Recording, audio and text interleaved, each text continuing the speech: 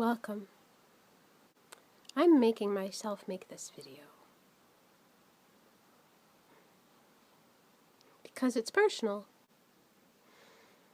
I've been angry for the last 3 months, like ferociously, fervently, fiercely, fiery, rawr, fire-breathing dragon style-y. That has been me and the way that I've been feeling. So why? Oh, Natalia, think positive. Oh, you. I'm not dwelling on anything. These feelings just come up because it's time to deal with them. And there you have it. And that's why I've been requesting to everyone to not offer or give me advice unless I specifically ask for it, because oh my god, the way I feel in here, the way my interesting world is, oh, I don't expect someone to feel what that feels like. Empathizing would be a wonderful thing, but the thing is that nobody knows what it feels like for me or what my life and my journey is like, so how could you give advice for me? And when I hear it, I just go, no, save those words for yourself. I get angry when I hear that, honestly. So I've been putting out the disclaimer, don't give me advice. But I'm not giving you advice. I'm talking to you. I'm doing this personal talk thing. And if you feel inspired by it, then great, because I'm feeling pretty inspired by it, and that's why I'm sharing it with you. Lovelies! So, where do I begin? For so long, I really trusted people for what they expressed to me. When I was a kid, God, I wish I thought different, but heck, what can you do, right? Now I think different. Well, when I was a kid, I really trusted what humans had to say, and what elders had to say, and what people had to say, and even people of all kinds of ages, what they had to say. And I had my own inner voice, but there was a part of me that was just so trusting and so loving, and so I was a child. 1-digit numbers. You know, what do you expect? Don't expect me to know everything at age 6. Repeating that into my adulthood has created a pattern of just choosing relationships that just haven't served me. And even when I've chosen, everyone has good in them. This is the thing. I've experienced people's good, and their souls are all so beautiful. You can get along with anyone because they come from the light. The thing is that do your shadows have compatibility? Meaning, even when it comes to the way you handle things when things aren't going the way you want them to go, and it could be challenging, do you handle that both as different beings in relationships? Do you handle those in a harmonious way together? Or are your values so different that it causes more friction and split, you know? So, trusting humans as I was a kid, a lot of them told me things that were so not true, that were not really real or right for me at all. And I believed them. And, you know, I went through ulcers and a lot of discordant experiences. I don't blame them, but it's just for me to listen to that, it was very destructive. It took a very long time for me to realize how to listen to myself and get into my intuition.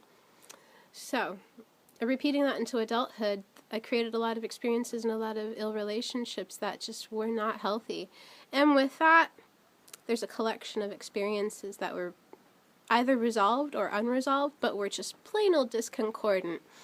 And the anger that I've been feeling lately is the regret for not speaking up, the regret for not knowing what to say at the time, the regret for not having been myself. But at the time, I was who I was. So I've been learning from that, and I'm very different now. And at the same time, I have to check these patterns because they still have feelings and sensations. So I got to really check them when they come up. A whole backlog of experiences that still can be painful when I think about them.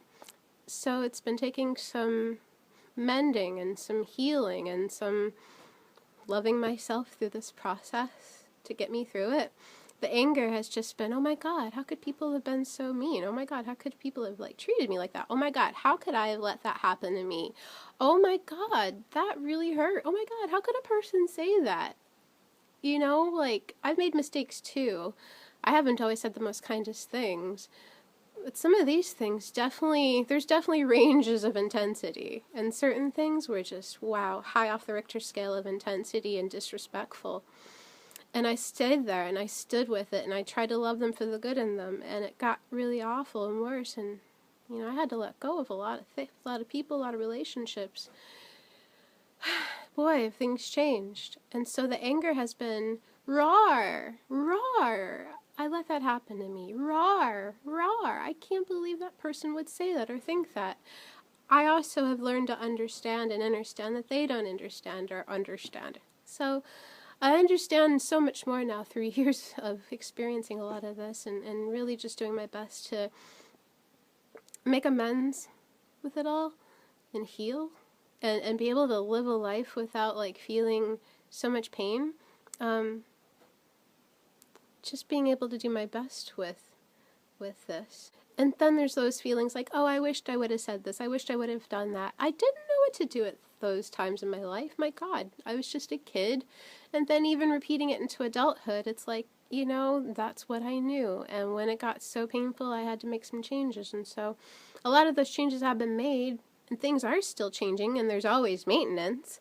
It's just out of the blue, without me even thinking about it, I reckon my little freaking pocket of past experiences and regrets and states of anger, experiences with people and things and saids and, you know, actions and all kinds of things and disrespect and me not being strong enough to have stood up for myself and to have honored myself, and now I know so differently. Oh my God, that pocket just had to pop.